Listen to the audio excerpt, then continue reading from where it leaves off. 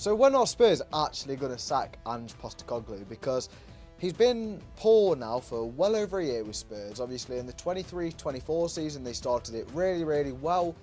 They were top of the table after 8 or 9 games. When he first came in, he took the Premier League by storm. Players like James Maddison hit the ground running. Obviously they were fresh off the back of Harry Kane leaving, and they looked like they was really good. They looked like it was a weird mix of the best player from the team leaves, but the team improves overall.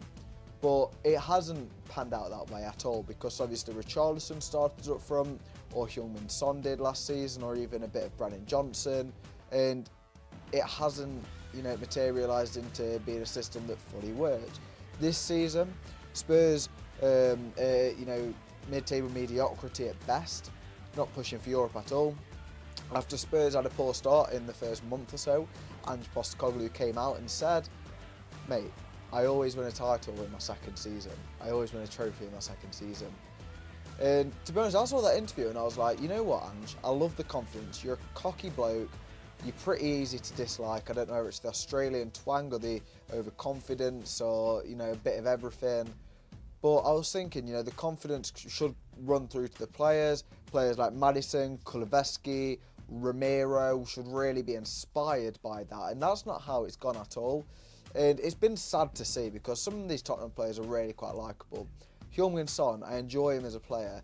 Christian Romero, been injured a lot, I quite like him as a player. Jed Spence, Neil Warnock famously said that he'll either end up in the National League or as one of the best players in England. I think it's something along those lines. He's progressing, he's doing all right, he's playing games mainly because of injuries to the likes of Udogie and Pedro Porro and Van Veen. So it's a really, really weird time for Tottenham fans. And Ange Postecoglou has recently done a interview, I think it was in his press match conference. Jay Harris from The Athletic has reported that Ange has basically said that Tottenham Hotspur had received enormous setbacks because they approached the 24-25 campaign the wrong way. Ange has basically said the reason that Tottenham are 14th is because he ran them too hard in pre-season. Why is a manager in the top flight of English football, let's bear in mind there's 20 of these elusive spots for the best division in the world, how is a manager making such a critical mistake of overrunning his team in pre-season to burn them out before the season's even started?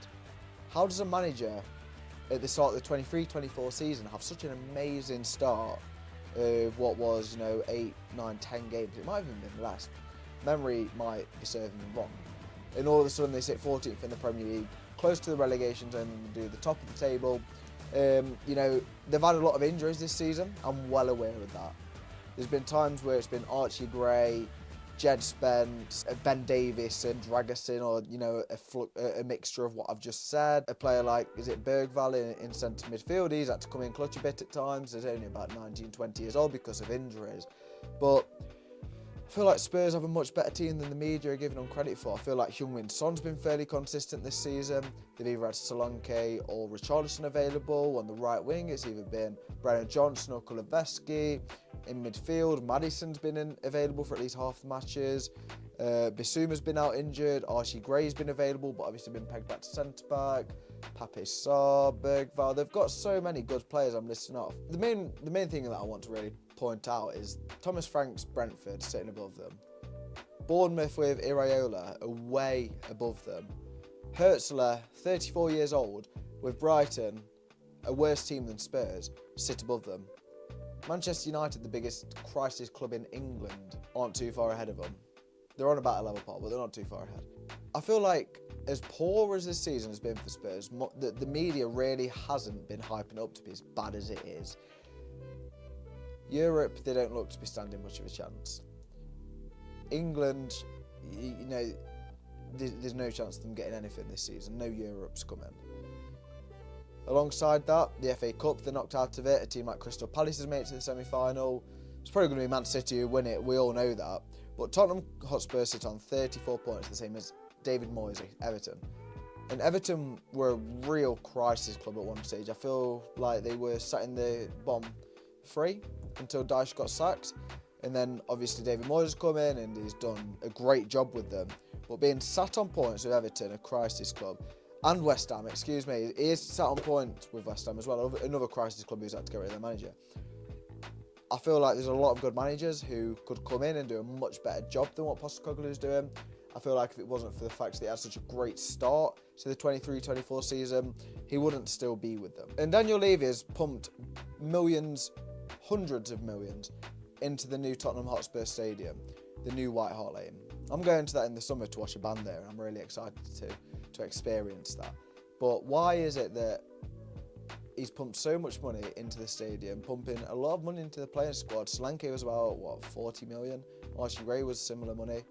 Romero came in 3 or 4 seasons ago now, I think, but he was a lot of money. They bought a new keeper for a bit of money in January. So there's many. Brennan Johnson came in last season for, 30 plus million? Might have even been more. So money is getting pumped into this squad. When is Postecoglou going to go? Or when is Daniel Levy going to see the fruits of those labours? Because the club is making loss after loss all of a sudden. Although they're one of the best run clubs in football, how long can you go running your club well without the success? So Iraola could come in. I feel like Potter might have been a better option, but obviously he's got his new job with West Ham. Thomas Frank always seems to be rumoured with jobs. He was rumoured with Manchester United a lot. He seems to have quite a good reputation, and obviously he's done well with Brentford. So, yeah, guys in the comments, I want you to let me know, is Postecoglou still the best fit for Spurs? Should he go? And if he does go, tell me if I'm wrong, but Iraola is surely the man who should be coming in. I can't picture another person in football worldwide right now who seems to be a better fit for this Tottenham team, because Postecoglou's drilled them on the intensity, but not the play style. So I feel like Iraola could easily come in the summer and do really, really well. Another person who Tottenham poach off of Bournemouth after Dominic Solanke. But yes, let me know that down in the comments, please. Go check out my last video explaining why Sheffield United may just be the best championship team in the last decade. Maybe not the history, but in the last decade. So I'll go see you in that one. Thank you very much for watching this video, and I will catch you next time.